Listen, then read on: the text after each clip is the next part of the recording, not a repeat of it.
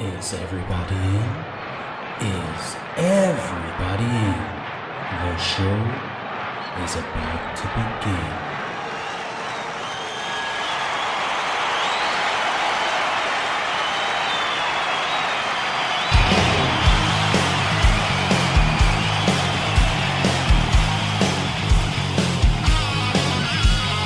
Welcome to the podcast, concerts that made us, interviews and stories, tales from the bus. We love taking you back to when it all went down, the greatest live shows and the cheering crowd sound. It's concerts that made us, concertsthatmadeus.com.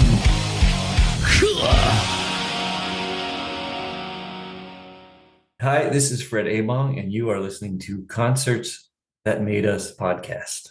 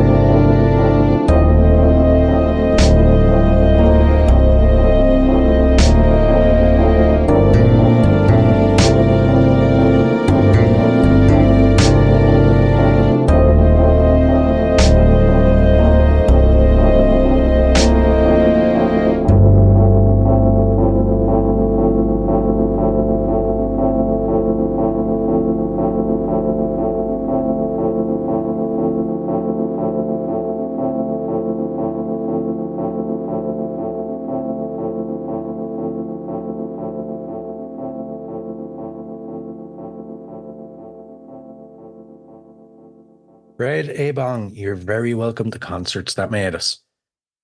It's nice to be here. Thank you. Now, you recently released your eighth album, Blindness. Take us deeper into it if you can. Well, that this is sort of the first time I've ever composed without a guitar, or that's primarily how I write is with the guitar. Everything usually starts there.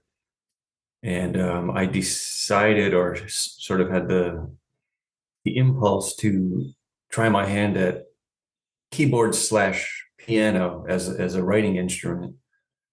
And I just, upgraded my recording situation so that I had access to digital instruments and a MIDI controller. And I basically just went down the rabbit hole of electronic sounds and started kind of immediately finding a voice on the keyboard. And so, these 10 songs that are on the album are basically, there was no other songs. These 10 songs kind of showed up rather quickly.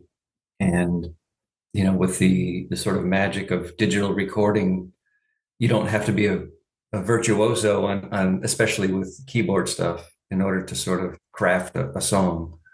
So I just found that I sort of sensed that I had something to explore with piano-based sounds that you can't really get with guitar, either electric or acoustic.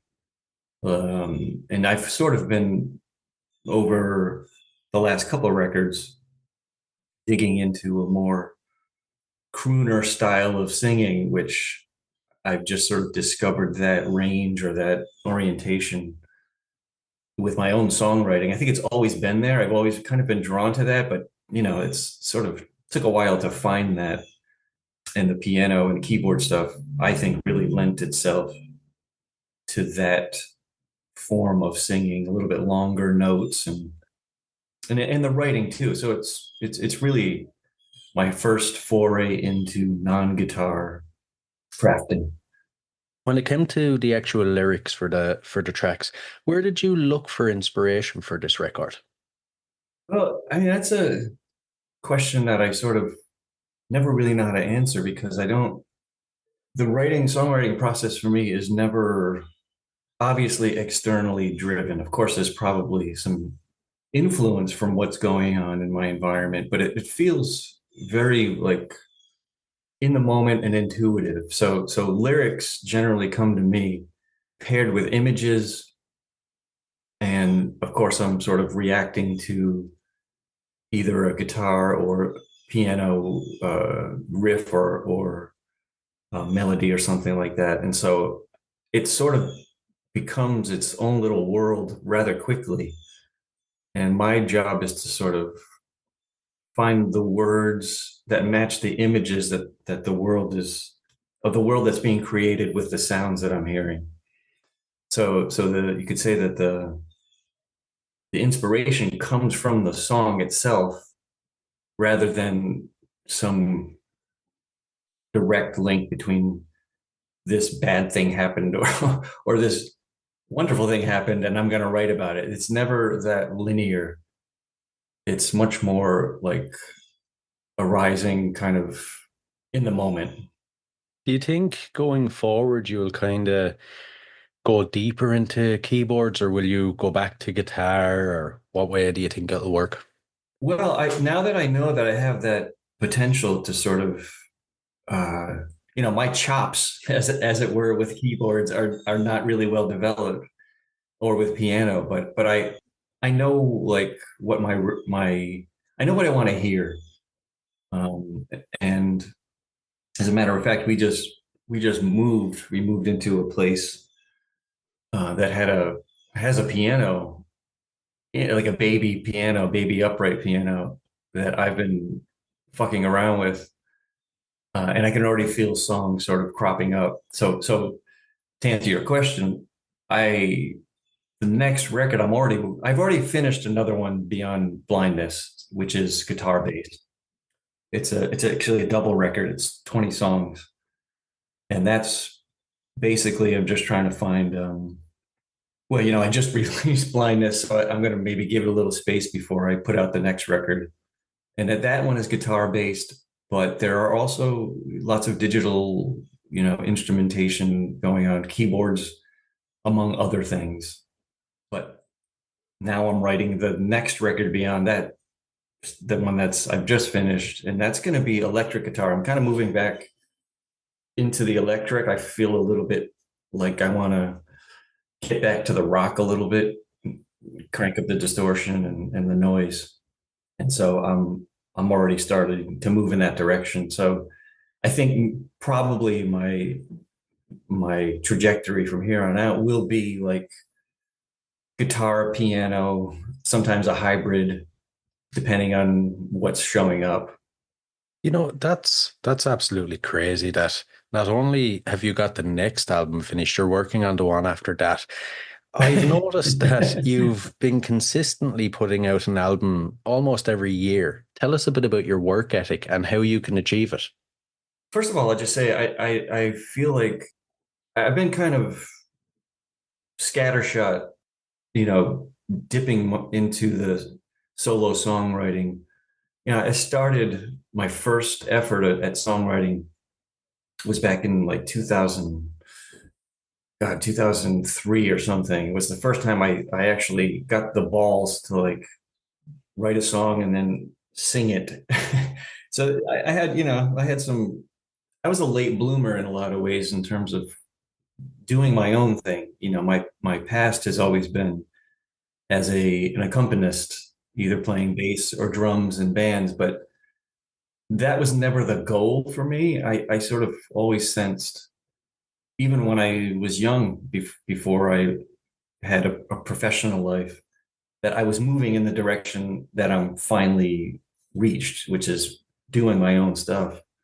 So I think I had some notion in the back of my mind that I had to learn how to play all the instruments, guitar, bass, drums, the basic rock instruments, before I could approach songwriting. And so it's kind of like a chicken shit way of sneaking up on basically stepping into the center. So my work ethic has always been, I've got to really learn what I'm doing. And then something just opened up for me, like especially recently, starting in like 2018, when I joined Kristen Hirsch on, she offered me a opening spot. We had reconnected after a long sort of gap, and she had a need for someone to open up for her for a couple weeks in the UK. And I had just finished my PhD. I had a kind of another life, and I still do this in the academic setting, teaching university level philosophy and religious studies courses. But I never thought that I was done with music. And once I successfully defended my dissertation, I kind of immediately, I had put down the guitar basically while I was pursuing academics. And then almost like the day after I became, PhD Dr. Abong, I started to revisit the guitar. And basically there were songs there like immediately. Like I had sort of somehow I had earned a door opened, and the songs basically since then have not, like I haven't had a dry spell, and I'm probably jinxing myself by saying that. But it feels like something just opened up for me where the channel is clear, and I don't really want to think about it too much, but it feels, I don't know if my heart opened up or I just matured or my anxiety and fear around this stuff diminished or disappeared. And I just feel like the flow is, as of now, kind of wide open. So I just call it luck. Work ethic, yes. The work ethic is when I will see them through. I will make sure that they don't just disappear into the ethers. I am committed to making this stuff materialize in a listenable form. if you could bottle that now and sell it, you'd make a fortune. Yeah, I'm not gonna look into that. That's right. Now you got your start back in the 1980s Rhode Island hardcore punk scene. Yeah. Yes. Something that intrigues me is if Fred from back then could listen to this record, what do you think he'd say? That's a really good question. I think, even back then, hardcore was kind of, it matched my adolescent sort of, you know, raging against the machine mentality and, you know, testosterone dump. So yeah, there was a lot of aggro kind of being pissed and wanting to break shit mentality at that age. But at the same time, I was also listening to a lot of, you could say, more romantic. Um, I didn't realize it then, but a lot of like songwritery stuff, a lot of romantic stuff, a lot of more poetic stuff that most of my friends were not listening to. So I had this kind of like secret life of listening. And, you know, when I would sing to myself in the shower, it would often be, I would not be shouting out hardcore tunes. I'd be singing these more, romantic type things. And so the balance of those two kind of having an edge, but also having a I don't know, a romance. And so I think to answer your question, 1980s Fred would probably think this is exactly what was probably going to happen. I like it. I like it. Now, some listeners may not be aware that in the 90s, you were actually a part of two successful bands for a while, Throwing Muses and Belly. They have a bit of an interesting linked history themselves, but you left Belly and worked as a carpenter first before, as you mentioned, going on to become a professor. But what was the journey like with those bands in that time? That I don't know if you know this background detail. We all went to the same high school. We're all from the same hometown. And they're my elders. They're a year older, which doesn't sound like a lot now, but when you're in high school, it's a lot. Yeah. Mm. And so we didn't spend any time together in high school. We kind of knew of each other. And of course, Throwing Muses became, had a sort of made a splash, and they had disappeared. And I had only sort of, once the first record came out, someone had played me the first Muses record, played me a cassette of it, and I was sort of overwhelmed. I was like, holy shit, this this is the Throwing Muses that was in, the same high school, because I had seen them in their like early stages. They had played a show at our high school actually, and they were still developing, and I thought they were intriguing, but what I heard on that first record kind of blew me away, and I felt like, okay, these guys are really doing it. They're really fucking musicians. I'm just kind of like an infant when it comes to making music. I was always good at playing instruments, but writing is a very different thing. And that first record, I mean, all of the Muses records are sort of so high art. And so when they asked me to join because Leslie had announced that she was going to be leaving the band, I was kind of thrilled, but also intimidated.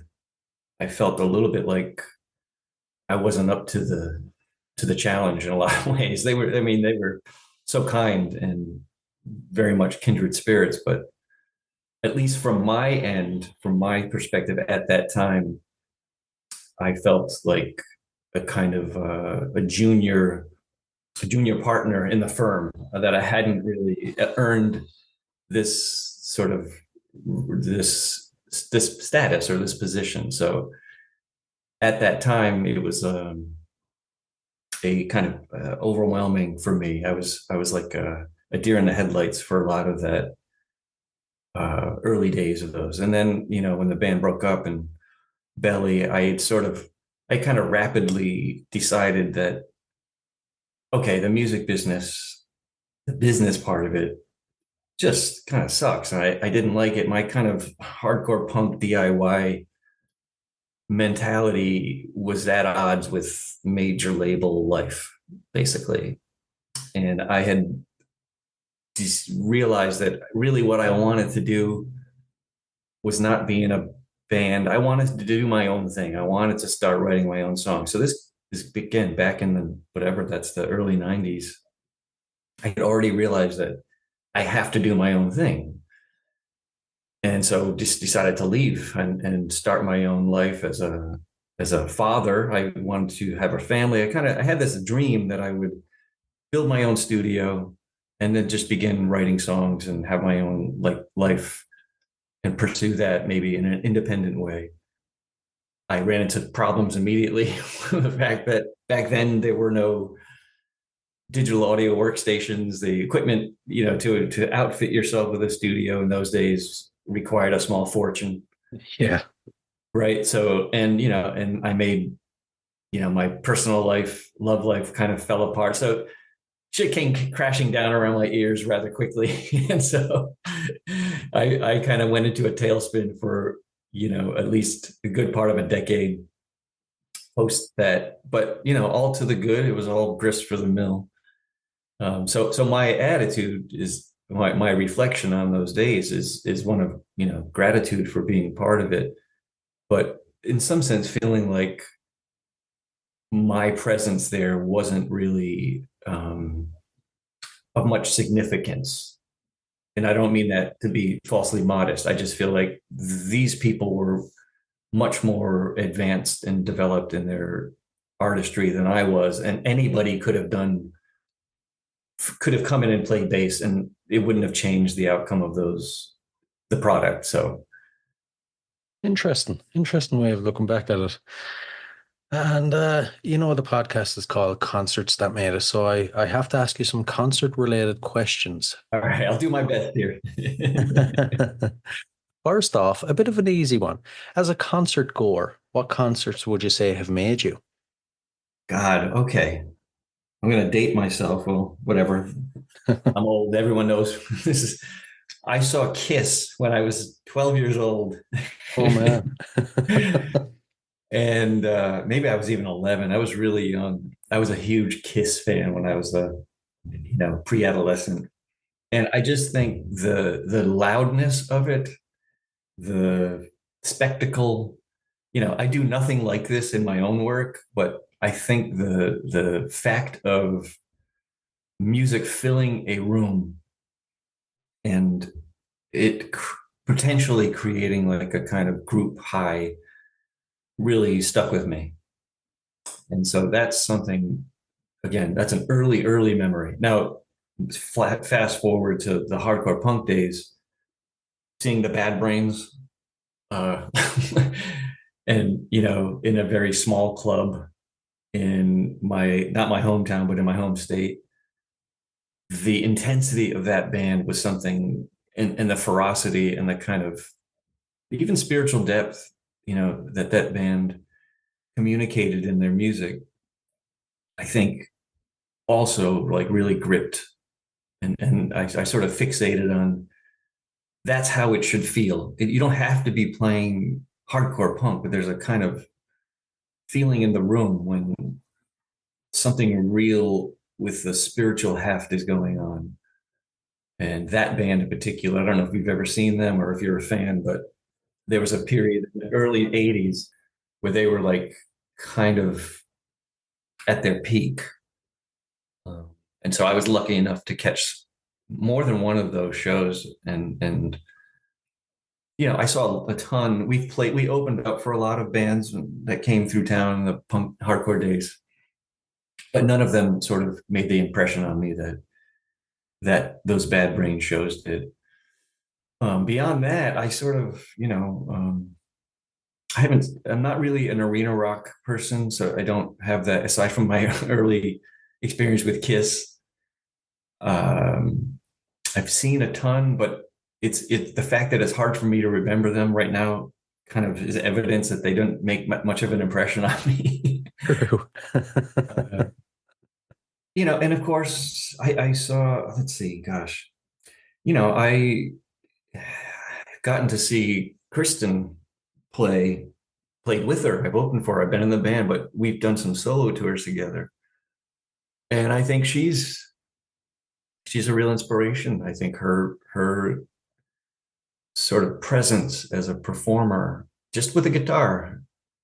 And it's that point, it's that thing I was talking about with the Bad Brains. There's a kind of level of spiritual depth and intensity that can be brought when the music is grounded, not just materially, meaning the craft is there, there's a professional thing going on, but it's got that bite, that spiritual bite that is undeniable. You just feel it. And so, she kind of, I'm maybe a little spoiled, but regularly I'm sort of, I have access to that. I like it. I just want to jump back to the hardcore days. Yeah. I feel hugely jealous that I never got to experience that. It was a bit before my time. But I have Yeah. this kind of idea that maybe I'm wrong, but that it was so intense that those shows almost felt dangerous. It was like, this is incredible, but I might die at one of these. Am I right in that kind of opinion? I think absolutely right. There's a kind of, that was one of the attractions. Bad Brains were just sort of the most, I would say, realized of that feeling. There's a kind of, like you said, danger. There's violence. Slam dancing became kind of mainstream at a certain point, but it wasn't just violence for violence sake. There's that danger that something is potentially explosive. And absolutely, the shows that I attended, at least, very much had that. I saw Minor Threat as well. I saw all the big names, Black Flag. So I saw all the name acts of hardcore and experienced that feeling. Black Flag was also, they were another band that just was like, there's something really like intense and it's hard to put your finger on what's going on. They're tapping into something that is so like primitive, I would say. And I don't mean that as a slight. It's primitive in the best way, like uncomplicated, you know. And I think the best music maintains that uncomplicated basis or grounding, where it's rooted in this deeply human animal foundation. Like you have to remember that it's not all about thinking. It's about being invested in like in the presence of your own life. That's what the music that I think hardcore eventually kind of like got diluted a little bit. But in those early 80s, again, I might just sound like old guy saying my days were the best days. Yeah. But I don't, there was just something because it was still developing. There's that kind of invention still going on. And that to me is when things are interesting. Like people are just making it up still. And so there is a danger in the air. But once something becomes like a style or a genre, it's sort of, I hate to say it, it's sort of over, you know? Absolutely. Absolutely. And these days, your own shows, for any listeners that haven't caught one, what are they like? Give us the full experience if you can. Well, I'm a sort of developing project as a performer, as a solo performer. I'm a very shy person, as a kid, just super, super, I wouldn't say introverted, but petrified of being in the spotlight. So it's taken me a while to get comfortable in that space as the singer in the center of the stage with no one else around you to sort of bail you out. So I'm experimenting, but I love the if I could hire a band and pay them, I would have a band, but I'm down to the logistics of and the realities of the industry these days is you kind of have to go it alone. And so I do a lot of just solo stuff with the guitar, but I've been incorporating backing tracks from the records because I feel like they do the songs more justice. And I would say that that's probably what to expect is, someone who's striving for what I was describing to bring myself and others into that place where there's a sense of danger, like something could go wrong, something, again, I'm not playing hardcore, but the music should have a sense of that live edge feel. And so I'm really trying to master that. I don't think it can ever be mastered, but I'm trying to uh, become more fluid at bringing that, because I'm primarily a writer, and the recording of it is, I'm teaching myself how to mix and master, and I'm kind of doing everything myself, which lots of people are, but coming from a primarily songwriting orientation, the technical stuff is a bit of a challenge, but it's worth the effort. And I can't afford studios. I ain't got that kind of bank. Yeah, yeah. And if you think back to all the gigs you've played over your career, is there one that sits above the rest that couldn't have got any better? Well, my solo career, performing wise, is sort of limited. I've done a lot of tours, and I had really good shows. I've definitely had peak moments, and probably, at least in recent history, let's just put it this way, I don't think it was a historic event for anybody but me. But the way it felt, it was this place in Seattle called Tractor Tavern. It's a pretty well-known venue for underground acts. And so this is when I was touring with the Kristen Hurst trio. I was playing bass in the trio, but then opening solo. And I don't know, something about the room, something about it was the last show on the tour, and I think I had finally hit my stride, and the crowd was very responsive. I think maybe what I'm saying is, more than any of the other shows, it felt like I had tapped into that vein where I could feel that it wasn't just me playing a show in front of people, that there was a kind of third entity, right, which is me and the crowd and the songs, and kind of a creative or a life was being, like, visited upon us. So, again, I don't know if I'm projecting that, but that's how it felt. That was my impression, and that felt like, yes, this is what, like, playing live, this is what you aim for. And so there was a couple other shows of that ilk. In Chicago, there was another one where I just felt like my anxieties had subsided enough, and all the self-consciousness had sort of diminished enough so that I could disappear into the work. Here's a bit of a fun one then. If we take that question and switch it around, is there a gig that you would consider the worst? Things started to go wrong, and how did you overcome them? Well, I recently did a short tour, and I sort of had someone booking shows for me, and it was his first time doing that, and it was a kind of let's just see what happens thing. I'm not going to mention any names, but, like, I was doing my quote unquote first headlining tour. I mean, that's kind of like glorifying it. It was really, so there was a local act who had a small following, but small but devoted following, who came to the show and seemed to be kind of a bit of a diva. I don't know.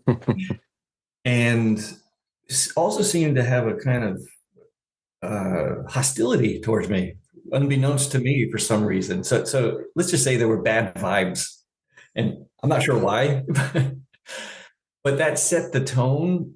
And so like to the point where it was like, as I was taking the stage after this person's performance, um, it was like his group of people um, who had come to see him in like lockstep rose from their seats and marched out as if to like turn their backs on me. Oh man. And so, I mean, I have a good sense of humor about shit like this. You really can't hurt my feelings when it comes to this because I don't have any, I don't know. It's like, I don't take it that seriously in the sense that I feel like there should be some response, but that was very pointed. And so it was let's just say it left a bad taste in my mouth. Um, that's not a regular occurrence where there's this kind of weird drama and a kind of um,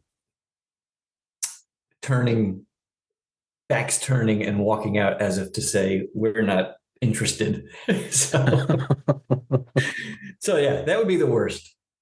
Right, right. Thank you for coming. Have a good one. Oh man, oh man.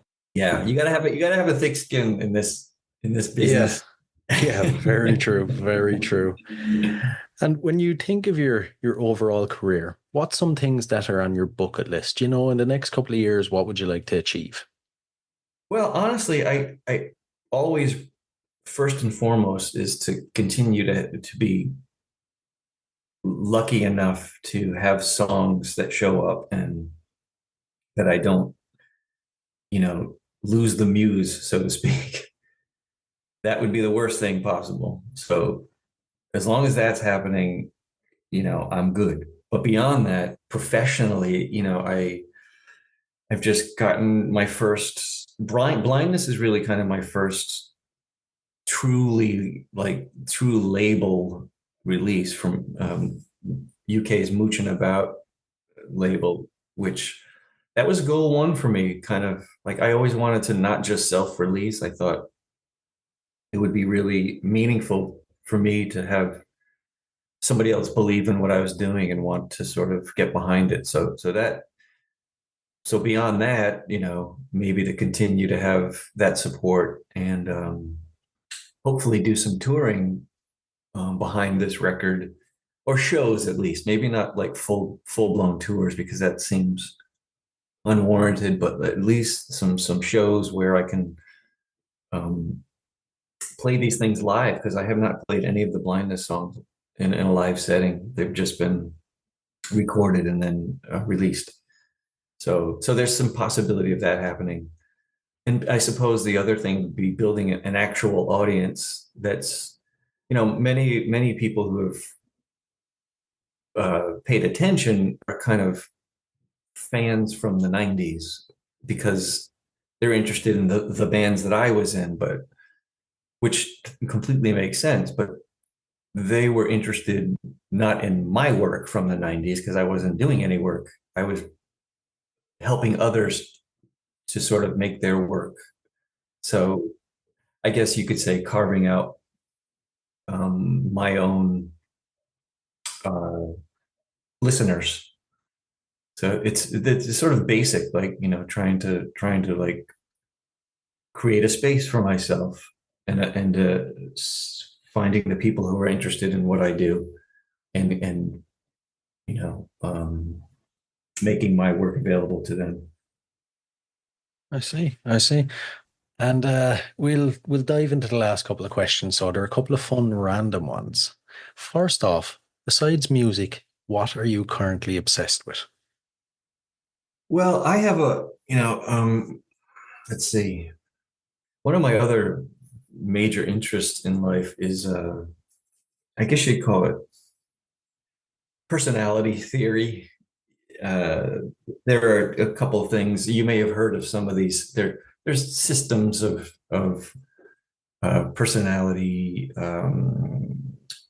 delineation. Enneagram is one of them, and then the Myers-Briggs stuff. I don't know if you're familiar with either of these things.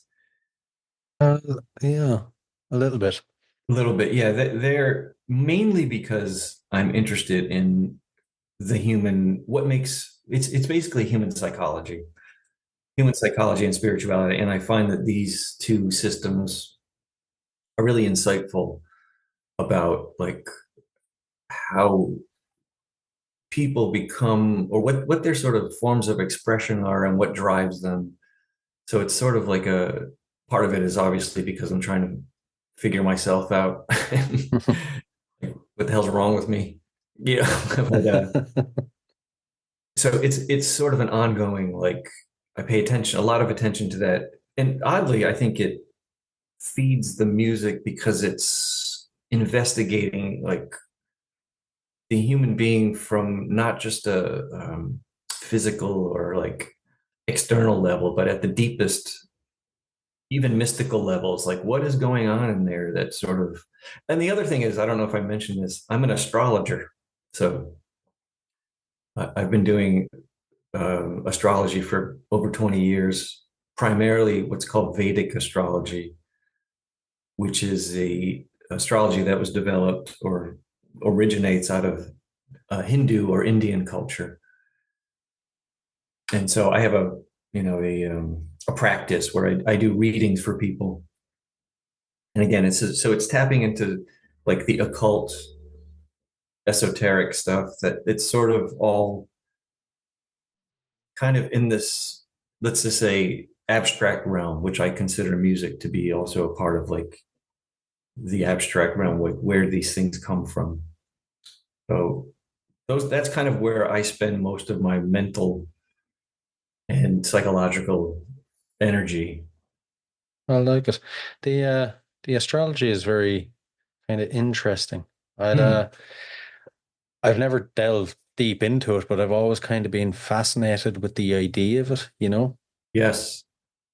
Yeah, I discovered it, around age 30. I wasn't even really, it's not that I wasn't aware of it. I wasn't raised around it or anything. I hit a real low point at that point in my life and was looking for answers and kind of the traditional uh, avenues like psychology and even um, some aspects of biology didn't seem to really hit the spot. And I just by chance discovered some astrological texts that kind of seemed incredibly accurate. And I basically went down a rabbit hole and found like I had a real, you could say, facility with the symbology. That's really what it is about astrology. It's a symbolic language. And music to me is also, especially like I said, the way I write songs is very symbolic in terms of I'm not necessarily talking about events or directly anyway about that. It's more like impressions or images. So that stuff really grabs me and is, the Vedic tradition in particular has been around for thousands of years, and it's got a lot of like punching power, especially in terms of things like prediction, which, if you're a hardcore science person, which I am too, but science has its limits. And, you know, there's something in this esoteric realm that I've sort of seen just that's irrefutable in terms of what it can offer. Good. I like it. Sounds very, very interesting. The next question, it's a bit odd. If you had to be locked in a room for 24 hours with any musician from history, who would it be? Oh, that's a tough one. Well, I would say Kristen, but I live with her, so that's that one. I got one. That one's a gimme. I got that one. So, but beyond that, if we're talking about kind of, you know, um, I feel a real, somewhat of a kinship with a couple of figures. Probably Leonard Cohen is one of them. I've done, I mean, he's drawn a lot of attention, my attention. I'm sort of fascinated by his approach. Of course, he's passed away, but like the way that he approached songwriting, I feel some similarities there. Of course, Dylan has some. I have some fascination before I started writing my own songs. I discovered, like, I was not raised with any of that baby boomer music. So and when I was in the hardcore world, I certainly did not want to be listening to it, because that was for the stupid hippies. I didn't like, fuck that. Yeah. But when I started writing my own stuff, I saw the value in his work and others, but so there's a kind of space there, others, Joni Mitchell, same. So I am sort of trotting out the boomer icons, only because they're the ones that I ignored really for much of my life until I hit my mid-30s and was like, oh wait, there is actually something here. Beyond that, there are tons of others who I find influential. But as purely as songwriters, those, Kristen, like I said, but that's a gimme. Leonard Cohen, Bob Dylan, sort of cliche in a lot of ways, but I don't know, that's their work has been a great interest to me. Let's put it that way. Yeah. Yeah. Great selection there. And the final one. So what's your go-to album? An album you constantly revisit? Oh my God. I turned the corner. This probably happened. You probably heard this before, that when you start writing your own songs, at a certain point, it's almost like the vocabulary that you've developed becomes the only vocabulary you can really understand. So that's only recently become the case for me, where because I'm writing so much, I almost don't have time to listen to anything. I occasionally, though, will like revisit albums that like were really impactful for me. For example, I was just, and it often has something to do with, there's probably some production or sound that I feel like I'm going to use or like be influenced by or try to incorporate into the work that I'm doing. But just yesterday, I listened to, Gang of Four Entertainment, like from start to finish, because I remember being whatever I was, 12, and hearing that record and just playing, like, dropping the needle, playing it over and over and over again, because like the sound of it, the attitude.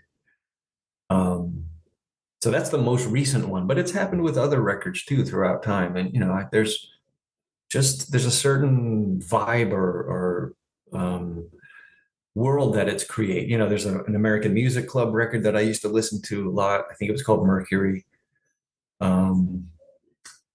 There was a Dylan record that came out in the 70s called New Morning, which I don't think was a big seller for him, but there's something about the collection of sounds and songs that I would just fixate on.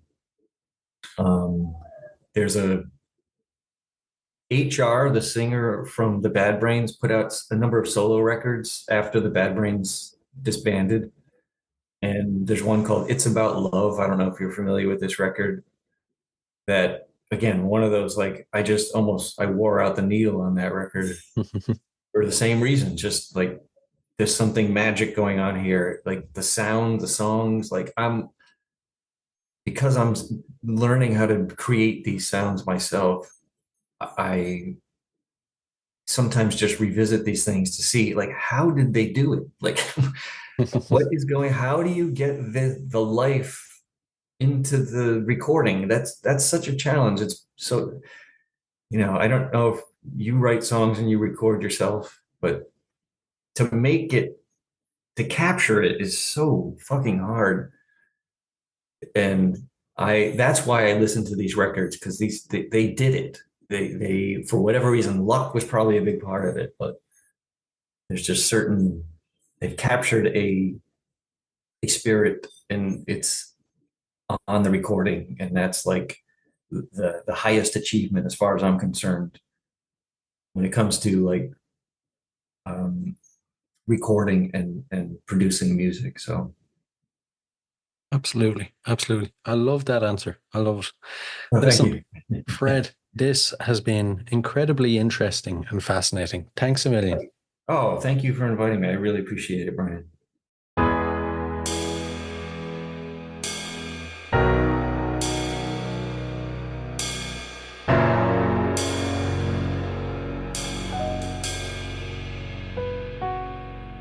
If I put a hand on your soul, would the dam of your love overflow? If I touch the holiest place, could you still look at me in the face and spend your life on the vine of love with me for all eternity?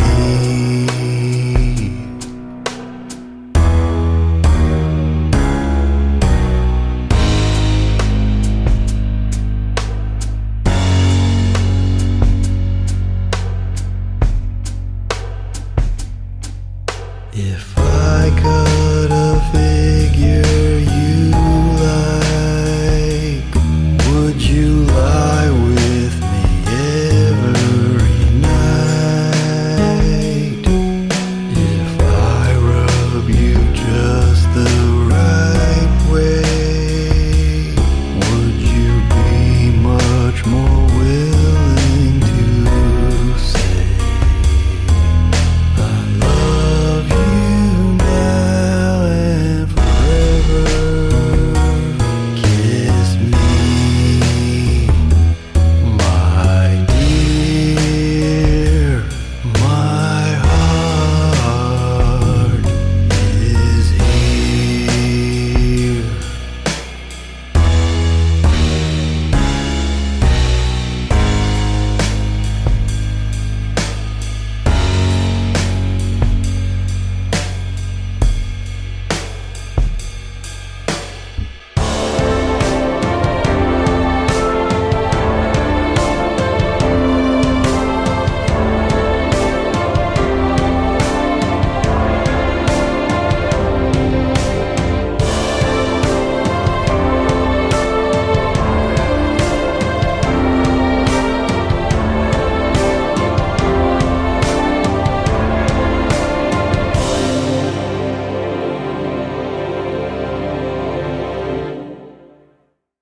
Stay with me, don't you see I need you?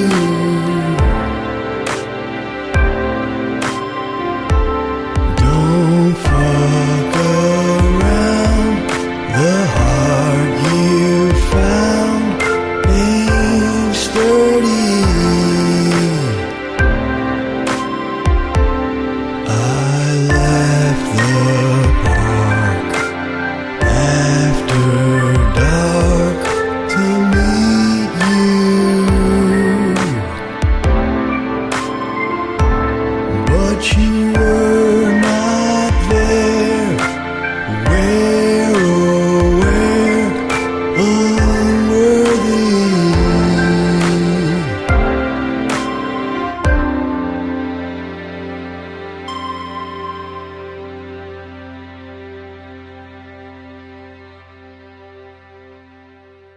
Hey guys, I really hope you enjoyed this episode. If you did, please rate and review us on iTunes and Spotify.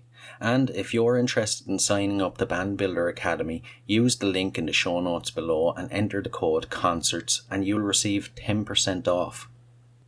So, until next time, keep rocking.